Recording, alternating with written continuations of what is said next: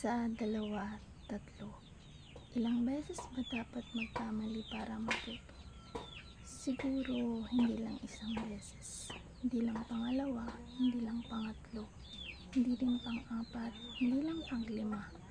Hindi mo kailangan bilangin kung ilang beses kang nagkamali para mabago yung process or maiba yung flow ng pangyayari.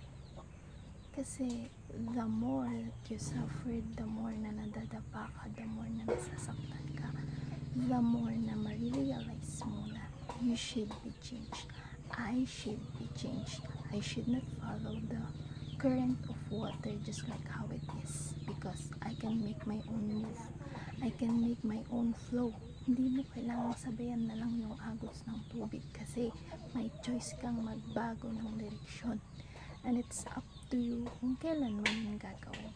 Hindi ka habang buhay na magpapakatanga. Hindi ka habang buhay na magpapakalumok dyan sa sitwasyon mo. You have the power to choose the best way for you. Na hindi ka na masasaktan, na hindi ka na iiyak, na hindi mo natatanungin yung worth mo bilang tao, because we have a free will to do what we want. And I hope you learn a lot.